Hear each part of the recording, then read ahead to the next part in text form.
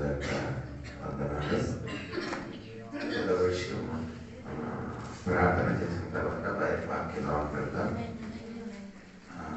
అజిత్ ఆశర్ చాలా సీరియస్ ఉంది, జ్వరం తగ్గలేదు.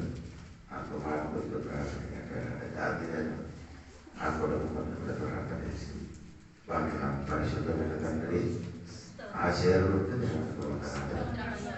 నీ కుమారునికి యేసు నామములో విడుదల కలిగిన జ్వరం తగ్గిపోగలిగిన మన సంఘం అందరూ కలిసి నీ కుమారుడు పట్ల ప్రార్థన చేసి ఉండగా ఈ పగటి సమయం దేవుడు స్వస్థపరిచి విడుదలించి బాధపరిచిన దేవుడు అభివృద్ధి స్తోత్రం. గాంధీ గారి కుటుంబస్తులు మాస్టర్ గారు కొడుకు చనిపోయిన కుటుంబం దేవుడు ఓదార్చండి, బలపరచండి, దేవుడు నిలబడడానికి సహాయం చేయండి. ఆ కుటుంబం పైకి దేవుడు హస్తం తాకి బలహీన సమయంలో బలపరచని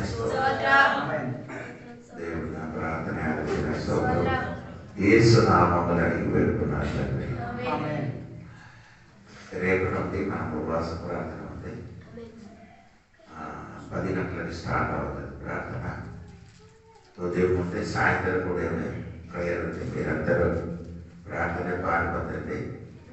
ఈ సంవత్సరం ఒకసారి దేవుని వరకు మీ కడుపు రెస్ట్ ఇవ్వండి. అది మీకు మీ శరీరానికి మేలు, జీవితంలో కూడా మేలు కలుగుతుంది. ఉపవాస ప్రార్థన మానకుండా మీరందరూ 3 రోజుల కోసం రేపు నుండి స్టార్ట్ అవుతుంది. 10 గంటల నుండి 31కి మనము మధ్యాహ్నం ముగిస్తాను.